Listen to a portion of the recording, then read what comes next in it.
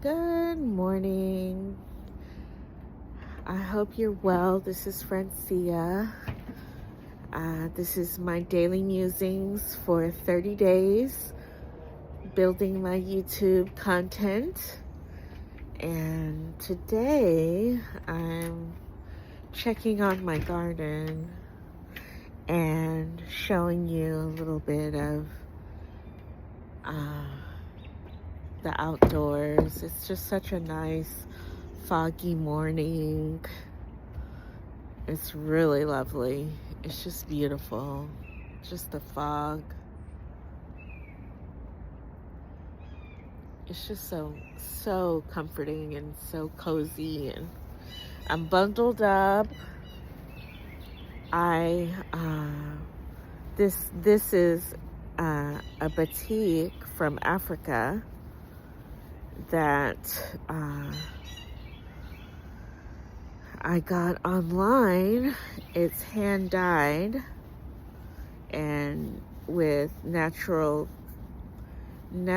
dyes and indigo included. I'm super excited to have gotten this.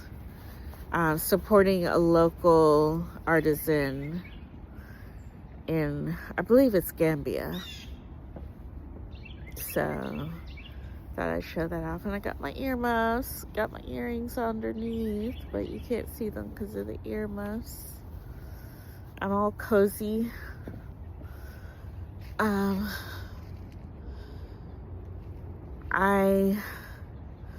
feel pretty good today. I got some good rest. I took a lot of cat naps. Yeah, but I ended up going to sleep and having a restful sleep. So that's good.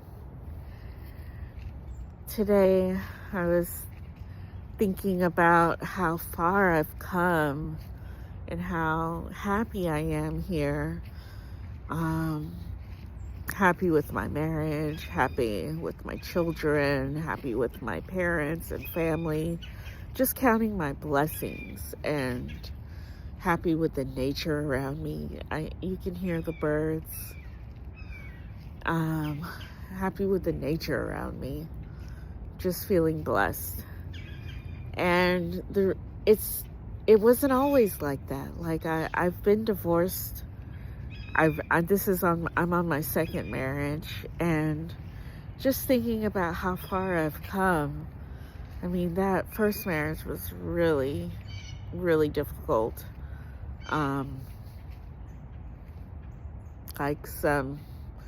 He tried, and I tried, but the arguing and the fussing and it's like oil and water almost. It was really difficult, and I felt like he always put work first. Like, he never came to any neonatal appointments, and the people at the hospital didn't even know I was married. They just, because he was never there. My doctor was like, so who's going to be with you? And it was a very lonely pregnancy. I delivered. He showed up at the delivery, but I mean, it was not pleasant. So I have scars like that in my mind, that it's better to move on if your partner is not there for you, is not showing love and care, and especially when you are pregnant and in needing of love and support. It's not worth it to stick around to somebody who doesn't appreciate you. And I'm glad I moved on, because then I met my husband, and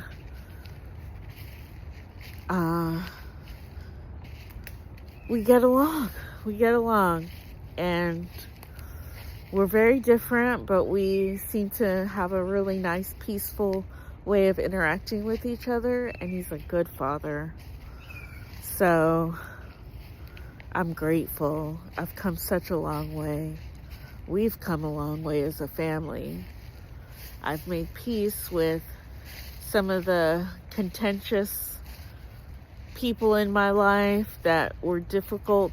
I set boundaries. I set a lot of boundaries. And that was such a blessing to do for me. That took growth, that took therapy, that took a lot of counseling, really, to say my traumas do not define me. And I am worthy of care and love from everyone in my life. I don't have to put up with being mistreated. So I'm glad I finally came to that realization that prioritizing myself is important in order for me to give my love to everyone else. In order to give love, I have to receive love and be mindful that not everyone will be on your terms if you don't define your terms. So I'm glad I've gotten to a point where I define my terms. My 40s have been pretty spectacular compared to my 30s and 20s. The 20s were when I was hustling all the time, working like a dog, getting really sick because I was just under a lot of Machiavellian tactics of workers. It was really challenging dealing with some of my bosses and coworkers in the workplace. I'm a very sensitive soul, so I was really challenged. And like, one of the hard parts about my pregnancy was that one of my teammates, in my 9th month of pregnancy and before I left for maternity leave, decided to quit her job and take another job and leave me with, we had territories, East and West. The whole nation is both of them. So West Coast and East Coast. And I ended up having to do the whole nation in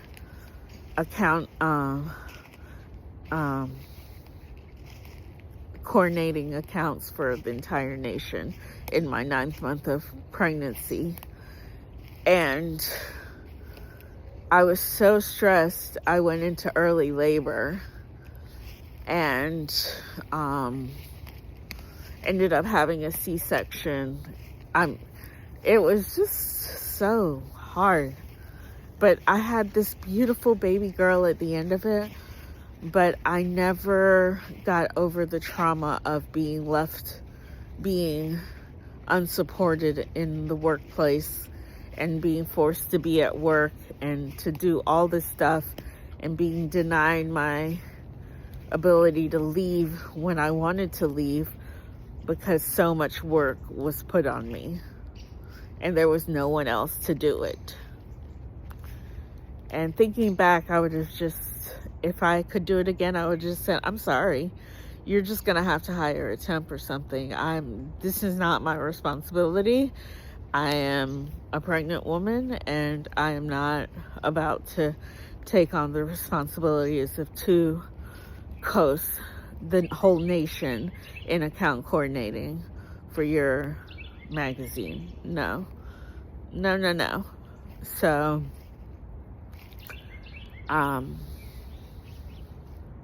yeah. I would have put boundaries up if I knew better in my 20s. What I know now is to preserve myself and put my own oxygen mask on first. So I've learned,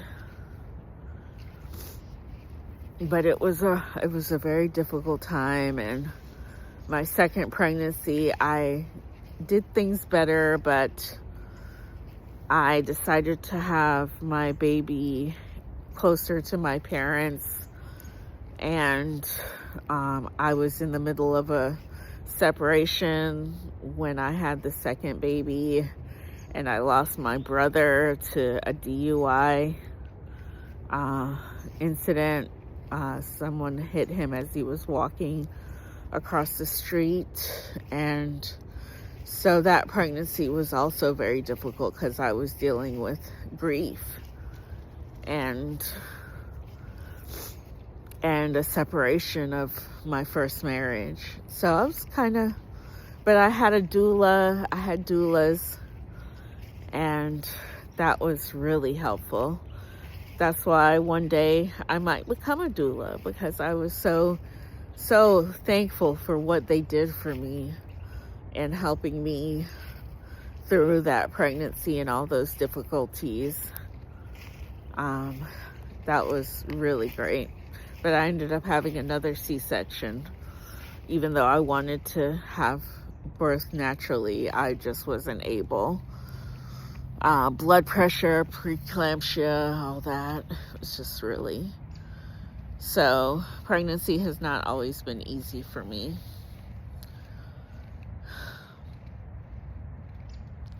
But I'm so blessed that I have these two girls. And I give thanks. But I'm glad that that part is over. And if I knew now what I know then, I would have combated the blood pressure better by eating better, by keeping my weight down during the pregnancy, by just being more aware of what blood pressure was. But some of it was out of my control because it's hereditary.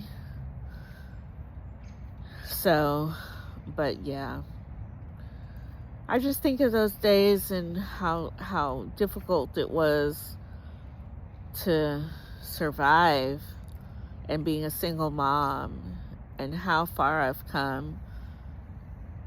And I'm just so grateful. You with the 40s, you get perspective of, like, you just don't care anymore.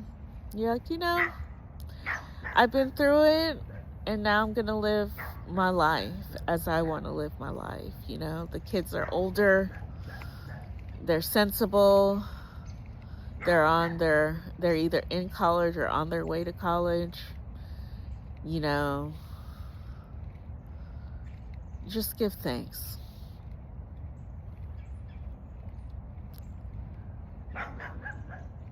Romero is barking up a storm there. He loves to do his morning bark. Letting everybody know he's here. Who you barking at, Romero?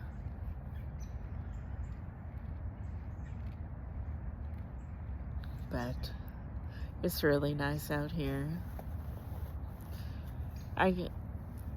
And see, the thing is that even though I bring in income on my own,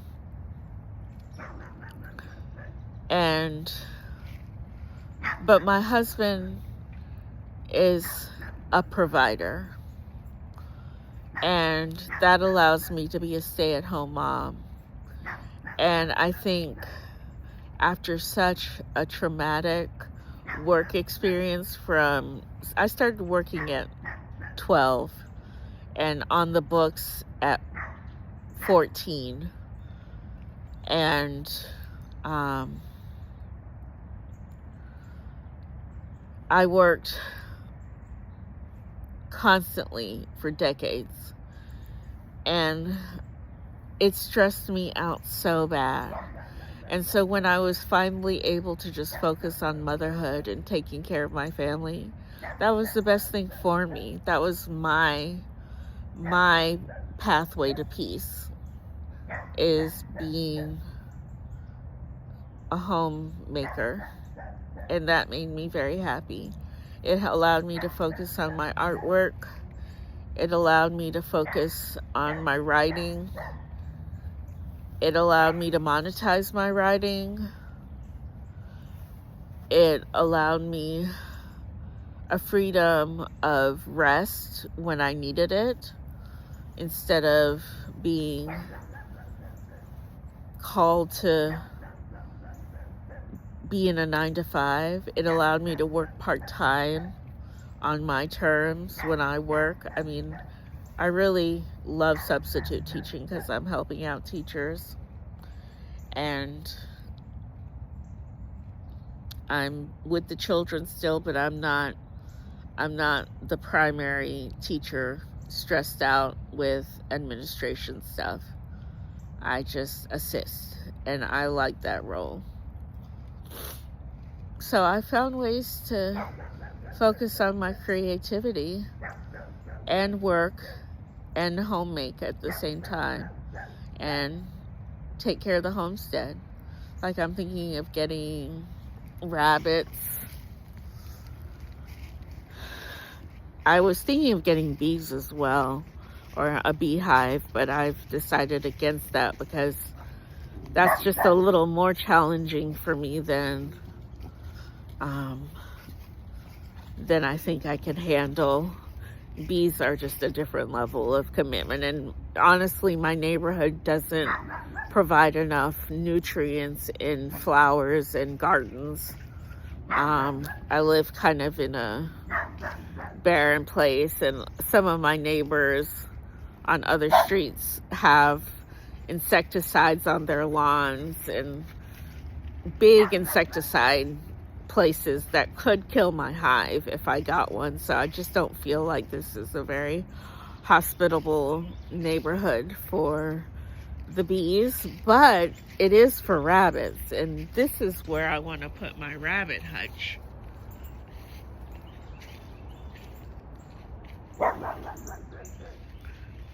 But in this little corner here, I see a rabbit run with a little house for them. I'm thinking right here, right on the edge of the forest. And they'll be outdoor rabbits. I'm sure there might be some haters thinking I need to keep my rabbits indoors, and I'll be collecting their manure for the garden, maybe selling it on Marketplace or Etsy if I am so inclined. But I'm thinking this is a good place for a rabbit run.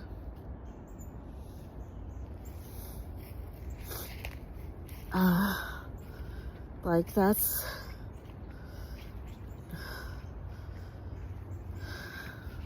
just grateful. So I raised guinea pigs before when I was young, but they were indoors. They're a tropical creature. They're tropical animals, and they don't do as well in outdoors like rabbits do. So I'm not going to keep guinea pigs like I originally wanted to. They have also not cold manure. Their manure isn't as friendly as rabbit manure, so I don't necessarily want to deal with guinea pig manure when rabbit manure is just pure gold for the garden. You don't have to treat it, and you don't have to do anything to it. You can just put it right on the garden. So yeah, just giving thanks on this cold winter or late fall day. Checking on the beds. The parsley is looking good. And the lavender. Have this hardy lavender. It is so nice. And it lasts through the winter. So I'm so excited about this new lavender. I don't know what it is, like what kind of lavender, but it lasts through the winter, and I love that. So, you know what? I'm going to pluck some and have some lavender tea.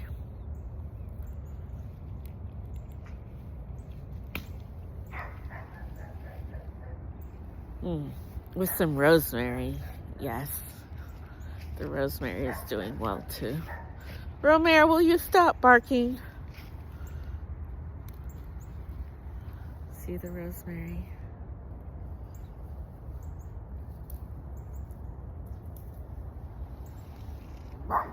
Nice herbal tea for the morning. Anyway, that's all I have to talk about today. Thought I'd just give you a little story about where I am, where I've been, how far I've come. One day I'll tell you about the mental health challenges I've had, but today is not that day. But let's just say I've come a long way, and I'm at peace now, and I give thanks for that. And that blessing is because I have a support team and loving family that understands that I'm a sensitive soul and need Mother Earth around me to feel at peace. And that's what I have. So until next time, thank you for listening to my daily musings. Store sticks. And until next time, peace. Enjoy a cup of tea or coffee. Enjoy your morning coffee or tea. And I hope you have a pleasant day. Take care. Bye-bye.